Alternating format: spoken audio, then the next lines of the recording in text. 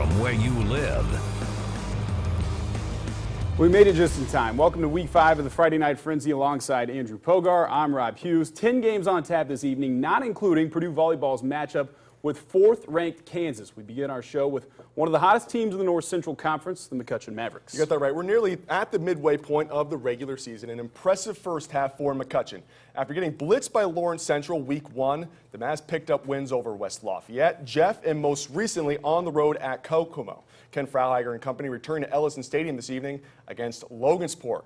We head to the south side of Lafayette. No fans in the stands, closed for safety reasons, but that didn't stop the Mavs fans from coming on out. First McCutcheon possession of the game, A.J. Andrews plunging in for the touchdown. The Mavericks strike first, 7-0. Far from the end for Ken Frauheiger's team, points coming at a premium.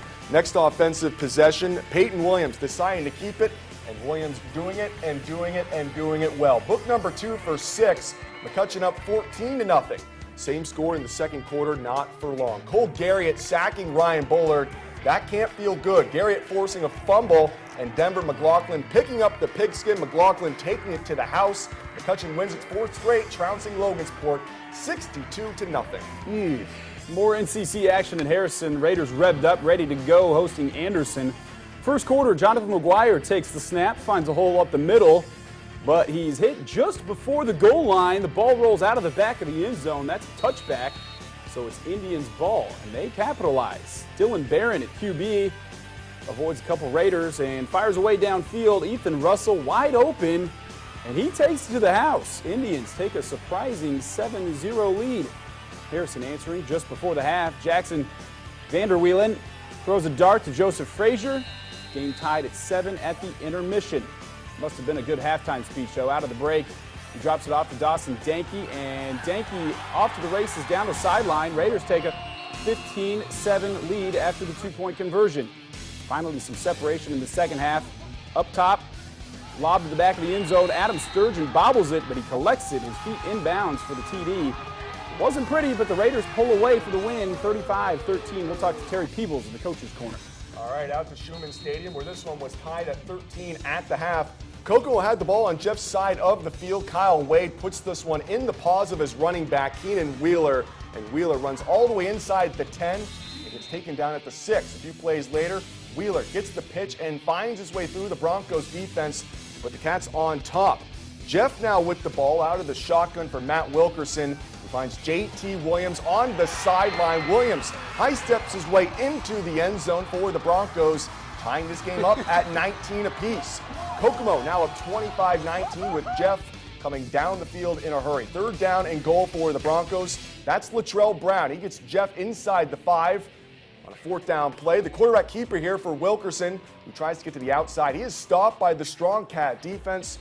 That play would prove to be the difference as Kokomo wins this one 25-19. Tough one for the Broncos. Rensselaer playing host to West Lafayette this evening.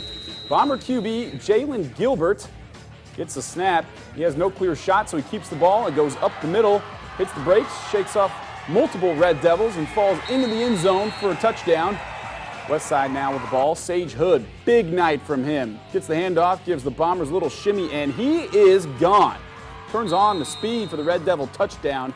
West side again now. Kidwell back to pass. Tons of time to look, and he uses it. Launches the ball down to Matt Marley, makes the catch at the 15-yard line. West side first down. RDP sets up quick like usual, and it's Sage Hood running again.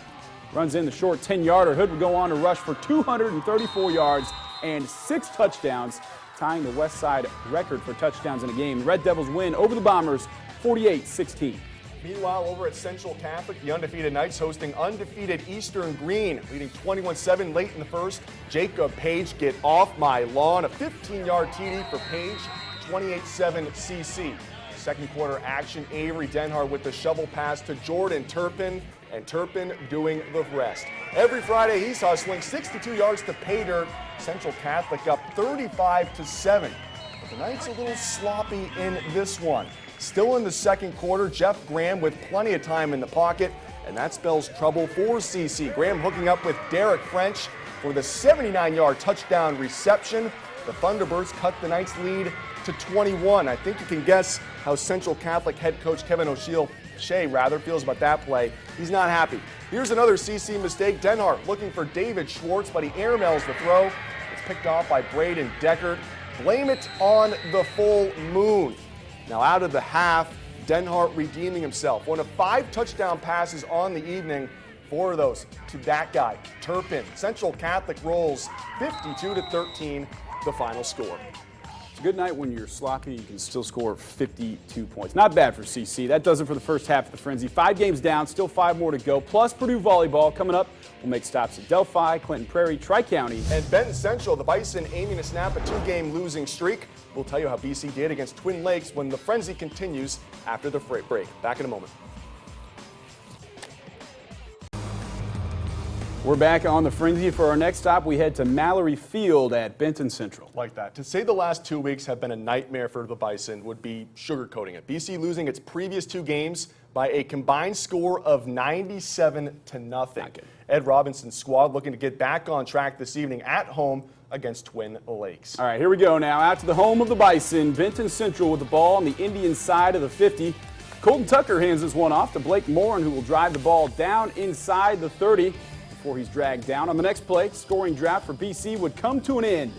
Tucker drops back and heaves the pigskin to an open Mason Gray in the flat. Benton Central, their first 6 points in 8.5 quarters. Twin Lakes starting this drive around midfield now. Blake Bennington hands the rock to Jeremy Pugh, and he finds his way through the Bison defense and drives this one for a gain of 15 yards. A few plays later, Twin Lakes would find the end zone. Bennington rolls out, finds a wide open Ori Harker in the middle of the field. Twin Lakes goes on to win this one, 54-27. Delphi hosting Indianapolis Arlington with the beautiful sunset. We'll get to the Oracle highlights in a moment, but some impressive running tonight by Arlington's Dwayne Cobb here on the 40-yard touchdown run. Oracle's looking good tonight through the air.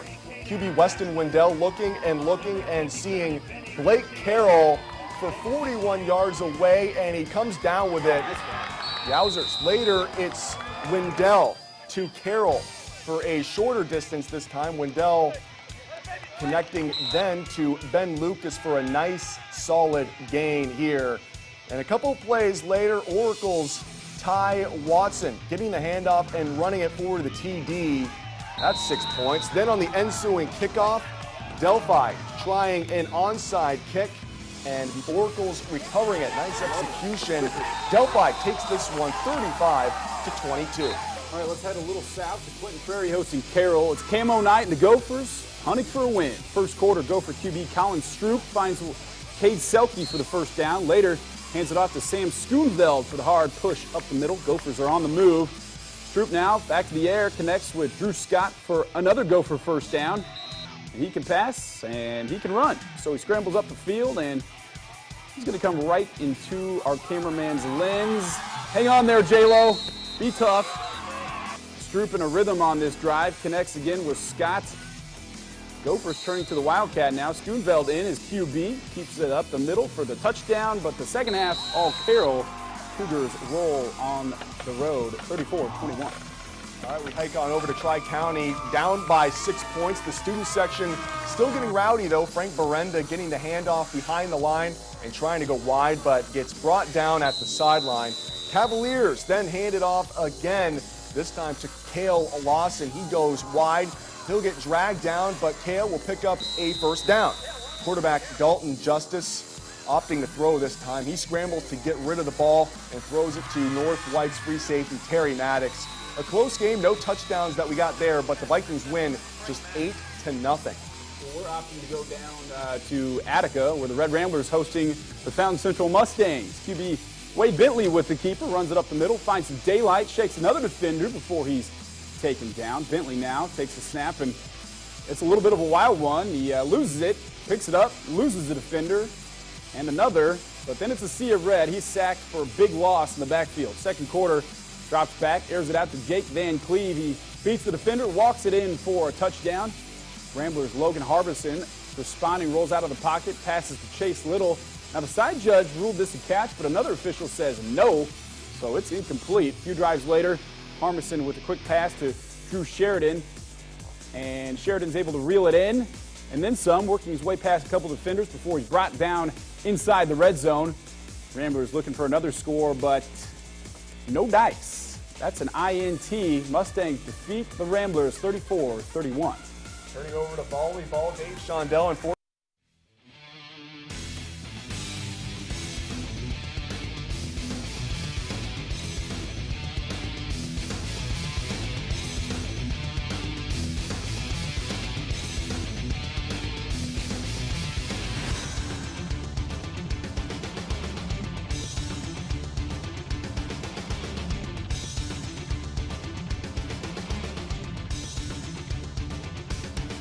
welcome back to the Frenzy. Joining us tonight, Harrison head coach Terry Peebles. Coach, thanks for being here. Thank you. It was a little bit of a slow start, slower than you probably would have liked, but in the end, you get the job done. What was kind of one of the factors, I guess, to you guys coming out a little bit sluggish? It looked like you guys started out strong, had a good drive, but then from that point on, not much on offense. Well, Anderson had changed their defense a little bit. They piled guys in the box to try and take away Dawson Dankey.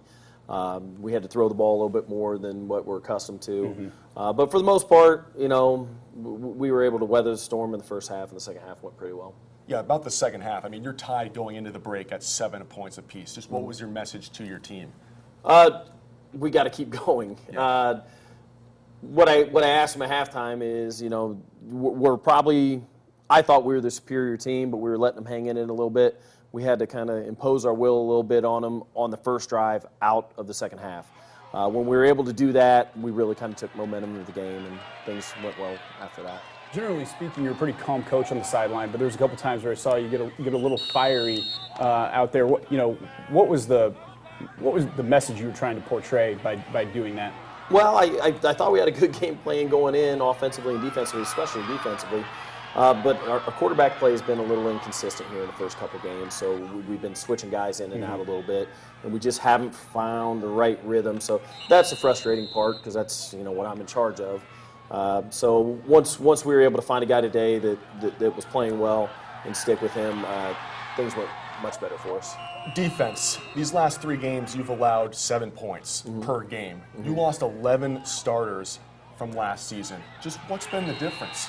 Well, we had really good sophomores last year that were pretty close to being able to play, but with all the seniors leaving, a lot of the juniors and even a couple of this year's seniors who got some playing time, who weren't necessarily starters but got playing time last year, have really stepped it up. They're probably, in the 3 years I've been there, they're probably the best students of the game. They know exactly what Coach Wheat wants them to do, and they're able to execute it very well. And then you kind of mentioned back to the quarterback situation. You kind of have a rotation. I've been to several games. Different guys are playing. Jackson Vanderweilen was the guy tonight. How do you manage that and get these guys to be consistent when they're not getting consistent reps because you're switching them around? It's difficult. I mean, there's no other way to say it. It's very difficult. Some defenses allow, you know, Jackson to play a little bit better. Some defenses allow Jonathan to play a little bit better. Until we can get more consistent throwing the ball and up our completion percentage a little bit across the board, you know, we're still going to probably have to use both of them until one of them really just flat out takes the job. Well, we appreciate you coming on the show. You got a tough one, obviously, on the road at Muncie Central, undefeated Muncie Central next week. Best of luck versus them. Thank you. Appreciate it. Thank you, Coach. Make sure to check out our website, WLFI.com, and click on the sports tab for all highlights from tonight's games. Have a great night. We'll see you next week.